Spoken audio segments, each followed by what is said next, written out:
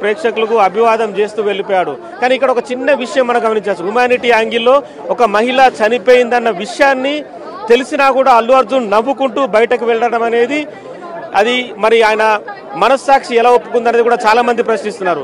ఒక 10-15 ఏళ్ల క్రితం కూడా తన సొంత మామ ప్రజారాజ్యం పార్టీ అధినేత చిరంజీవి కూడా ఒక సభలో తొక్కిసలాట జరిగిన సమయంలో తాను ఎంత దూరం వెళ్ళినా మళ్ళీ వెనక్కి వచ్చి ఆ చనిపోయిన కుటుంబాన్ని పరామర్శించి వాళ్ళకు పరిహారం చెల్లించి వెళ్ళాడు. అంటే హ్యుమానిటీ, మానవతా హృదయం చిరంజీవి సొంత మామకుంది, కానీ అల్లుడికి మాత్రం లేదనేది కూడా బయట సోషల్ మీడియాలో కూడా ఇప్పటికే నెట్టింట్లో వైరల్ అవుతుంది. సో మొత్తంగా ఓవరాల్గా అల్లు అర్జున్ విచారణ అయితే ఎదుర్కొంటున్నాడు. ఆ విచారణకు మరి సరైన సమాధానాలు ఖచ్చితంగా చెప్పాలి. సరైన సమాధానాలు చెప్పకుండా కూడా అల్లు అర్జున్ ఇబ్బందులు ఎదుర్కొంటాడు. ఎందుకంటే ఈ ప్రతి విషయాన్ని కూడా హైకోర్టులో పోలీసులు మెన్షన్ చేస్తారు. తమ విచారణకు సహకరించడం లేదు అల్లు అర్జున్ అన్న విషయాన్ని కూడా మెన్షన్ చేసే అవకాశం కనిపిస్తుంది. సో మొత్తానికైతే అల్లు అర్జున్ చిక్కడపల్లి పోలీస్ స్టేషన్లో విచారణలో ప్రస్తుతం ఉన్నారు. అల్లు అర్జున్తో పాటు వాళ్ళ లీగల్ టీం అశోక్ రెడ్డి అలాగే కొంతమంది లాయర్లు కూడా లోపల ఉన్నారు. నిన్న సాయంత్రమే అశోక్ రెడ్డి టీం కూడా అల్లు అర్జున్ ఇంటికి చేరుకొని పోలీసులు ఏ విధమైన ప్రశ్నలు అడుగుతారు వాటికి కూడా ఖచ్చితమైన సమాధానాలు ఎలా చెప్పాలని కూడా కొంత ట్రైనింగ్ ఇచ్చినట్టుగా తెలుస్తుంది. కానీ ఇప్పటికే అల్లు అర్జున్కి సంబంధించిన ఎవరైతే లీగల్ హెడ్ నిరంజన్ రెడ్డి ఉన్నాడో కూడా హైకోర్టులో కొంత హేళనగా పోలీసులకు సంబంధించి కూడా వ్యతిరేక సమాధానాలు గతంలోనే చెప్పాడు. వాదనల సమయంలో అంటే పోలీసులు సరైన భద్రత తీసుకోలేదు, పోలీసులే నిర్లక్ష్యం వహించారని చెప్పాడు. అవన్నీ కూడా ఏదైతే ఆ విజువల్స్ 10 నిమిషాల నిడివిగల విజువల్స్ని సిపి ఆనంద్ ప్రెస్ మీట్ సమయంలో ప్లే చేశాడో అవన్నీ కూడా అబద్ధాలని పూర్తిగా తేలిపోయాయి. అల్లు అర్జున్ చెప్తున్న విషయాలు, వాళ్ళ లాయర్ కోర్టులో వాదించిన విషయాలు కావచ్చు, ఇవన్నీ కూడా పోలీసులు ఎంత పకడ్బందీగా చర్యలు తీసుకున్నా కూడా వేల మంది క్రౌడ్లో పోలీసులు కూడా నియంత్రించలేకపోయారు.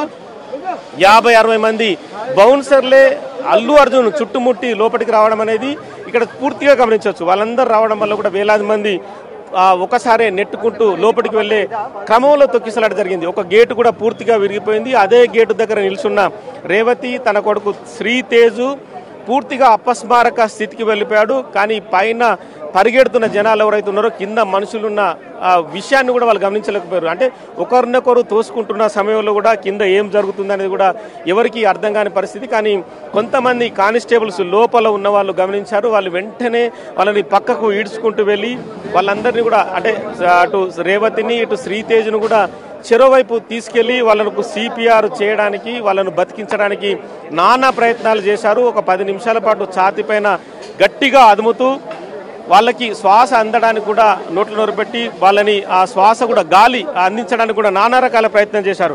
కానీ ఎక్కడ కూడా వాళ్ళు ఆ రేవతి మాత్రం అప్పటికే ఆ అపస్మారక స్థితి నుంచి శ్వాస విడిచి మృతి చెందినట్టుగా అర్థమైంది. కానీ పోలీసులు మాత్రం తమ ప్రయత్నాన్ని ఎక్కడ విరమించలేదు. స్పీడ్గా దగ్గరలోని ఆసుపత్రికి తీసుకెళ్లారు. కానీ అప్పటికే వైద్యులు చనిపోయింది రేవతి అని చెప్పారు. కానీ శ్రీతేజ్కు కొంత అపస్మారక స్థితి అనేది కనిపించింది. వెంటనే కిమ్స్కు తరలించారు.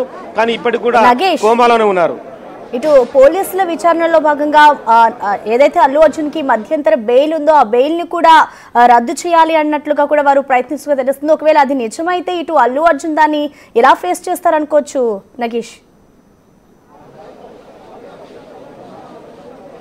అంటే ప్రస్తుతం అయితే మధ్యంతర బెయిల్కు సంబంధించి 4 వారాల గడువు అయితే హైకోర్టు విధించింది. 4 వారాల గడువు లోపల ఎటువంటి నిబంధనలు తుంగలో తొక్కినా, నిబంధనలు ఉల్లంఘించినా, పోలీసు విచారణకు హాజరు కాకుండా కూడా మధ్యంతర బెయిలు రద్దు చేయడానికి రకరకాల విషయాలు తెరపైకి వస్తాయి. కానీ పోలీసు విచారణకు అల్లు అర్జున్ హాజరయ్యాడు కాబట్టి ఇప్పుడు ప్రస్తుతం అయితే అటువంటి ఆలోచన ఉండదు. అంటే నెక్స్ట్ లెవెల్లో విచారణలో అల్లు అర్జున్ సమాధానాలు ఇక్కడ కీలకం. ఎందుకంటే బయట ప్రెస్ మీట్లో పోలీసులను హేళన చేసే విధంగా మాట్లాడడం, వాళ్ళ లాయర్ కూడా కోర్టులో వాదించడం, ఇవన్నీ కూడా పోలీస్ రికార్డులో ఆల్రెడీ నమోదయ్యాయి.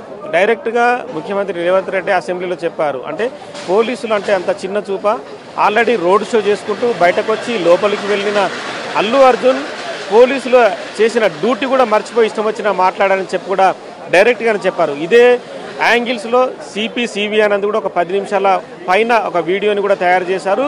అల్లు అర్జున్ లోపలికి ఎంటర్ అవుతున్న ప్రతి మినిట్ ఎందుకంటే వేలాది వీడియోలు క్షుణ్ణంగా తనిఖీలు చేసిన తర్వాతనే వాటన్నిటిని కూడా అతకపెట్టి చూపించారు. ఎందుకంటే అల్లు అర్జున్ ఎక్కడి నుంచి వచ్చాడు, ఎంతమంది జనాలున్నారు, లోపలికి ఎంటర్ అవుతున్నప్పుడు పరిస్థితి ఏంటి, ఆ జనాలతో పాటు అల్లు అర్జున్ బౌన్సర్లను కూడా తన వెహికల్ చుట్టూ నియమించుకున్నాడు. బౌన్సర్లు కూడా నెట్టుకుంటూ ముందుకెళ్తున్నారు.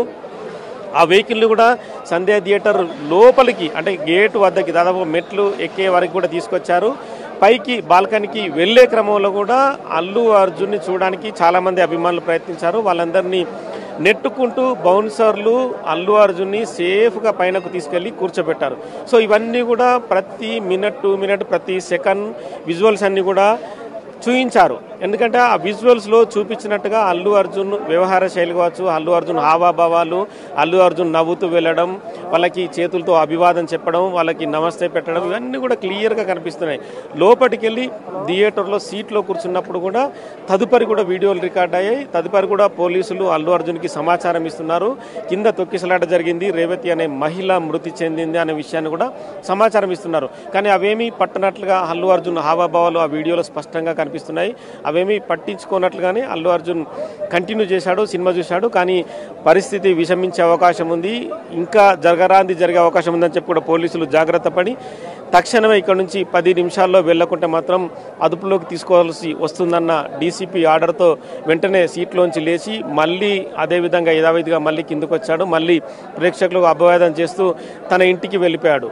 కానీ అల్లు ఏదైతే ఆ రేవతి చనిపోయిన విషయాన్ని తెలిసినా కూడా అల్లు అర్జున్ వెహికల్ దిగలేదు, పోలీసుల్ని అడగలేదు. చనిపోయిన అభిమాని ఎవరు, ఎందుకు వచ్చారు, ఏం సంగతి, వాళ్ళ వివరాలు ఏంటి అనే విషయాన్ని కూడా మర్చిపోయారు. సో ఇవన్నీ కూడా ఖచ్చితంగా మానవతా హృదయాన్ని తెలియజేస్తున్నాయి. మరి హ్యుమానిటీ లేని సినిమాలో తీస్తున్న హీరోలు మరి ప్రజలకు ఏం సమాధానం చెప్తారు, 100 కోట్లు సంపాదించడమే వాళ్ళ ధ్యేయం అని కూడా ఇప్పటికే సోషల్ మీడియా నుంచి కూడా బయట ప్రపంచం నుంచి కూడా పూర్తిగా వ్యతిరేకమవుతున్నాయి. అంటే బెనిఫిట్ షోల పేరిట వీళ్ళకు 10 రోజుల పాటు ప్రభుత్వం అవకాశం కల్పించింది. 1000 రూపాయల టికెట్ని 2000కు అమ్ముకునే విధంగా ఏర్పాట్లు చేసింది.